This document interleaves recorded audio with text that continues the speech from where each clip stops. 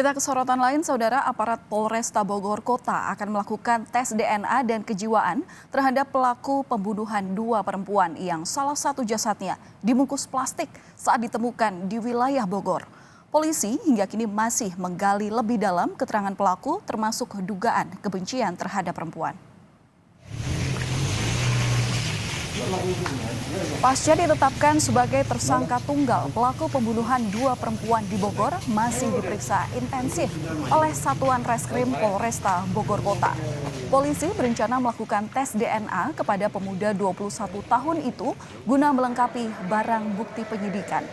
Polisi juga akan memeriksa kejiwaan pelaku dengan melibatkan ahli psikologi untuk mengungkap motif pembunuhan.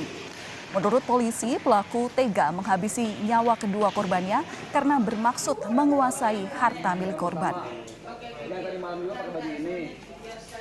Akan melaksanakan terutama yang terkait dengan tersangka adalah melakukan tes DNA terlebih dahulu untuk mencocokkan antara DNA yang sudah kita ambil pada saat sebelum kita tangkap.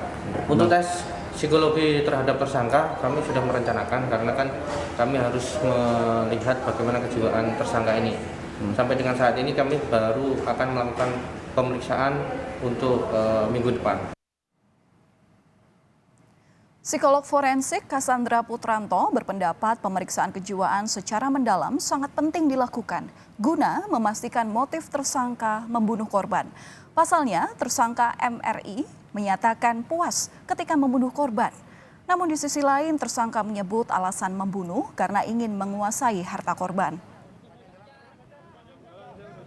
Ya, jadi ada ekspresi menyatakan bahwa dia senang, memperoleh kepuasan. Nah, memperoleh kepuasannya karena membunuhnya atau karena ekonominya. Nah, kalau kita lihat dari kasus-kasus yang lain, ya memang pada dasarnya dalam kasus pembunuhan atau menghilangkan nyawa orang lain, walaupun ini juga ada indikasi berulang, memang biasanya satu ada alasan ekonomi, ya.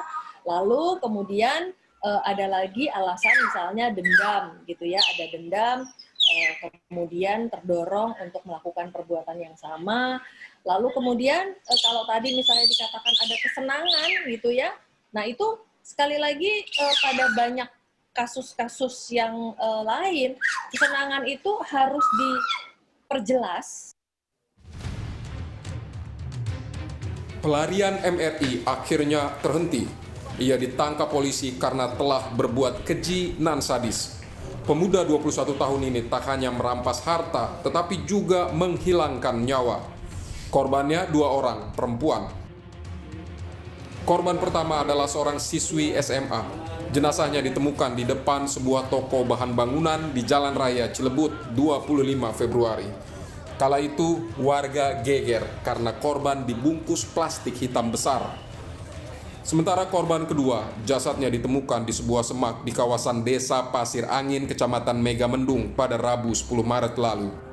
Saat digelar olah tempat kejadian perkara sehari kemudian terungkap fakta korban mengalami tindakan seksual. Polisi menyebut tersangka MRI melakukan pembunuhan berantai dalam waktu 2 minggu. Modusnya, pelaku terlebih dahulu mengajak kencan korban yang dikenalnya lewat media sosial. Modusnya sama, yaitu berkenalan melalui media sosial, kemudian mereka berjumpa dengan iming-iming uang dan sebagainya, diajak jalan-jalan ke daerah puncak, kemudian sampai di puncak, selesai berkencan, kemudian dihabisi nyawanya. Motifnya adalah untuk menguasai barang dari korban. Diakui pelaku, korban dihabisinya di sebuah penginapan. Sedangkan untuk lokasi pembuangan korban, ia memilihnya secara sembarang. Panjang jalan saya udah bingung mau buang kemana. Makanya saya buang di sini. Kamu kenal korbannya mau di dalam mobil? Enggak, baru kenal di forum. Pembunuhan terhadap korban EL yang jasadnya ditemukan pada 10 Maret lalu dengan kondisi mengenaskan meninggalkan duka mendalam pada pihak keluarga. Atas kejadian ini, pihak keluarga korban meminta agar pelaku MRI dihukum seberat-beratnya. Dari pertama ditemukan itu jenazah anak saya sampai detik ini saya ridho sama ikhlas. Mungkin kalau menurut saya sendiri, malah menurut hawa nafsu, pengen dihukum seberat-berat mungkin. Dari pemeriksaan, tersangka positif mengkonsumsi narkotika. Atas kejahatannya, tersangka dijerat pasal berlapis termasuk tentang pembunuhan berencana, ancaman pidana maksimal hukuman mati. Tim Liputan Kompas TV.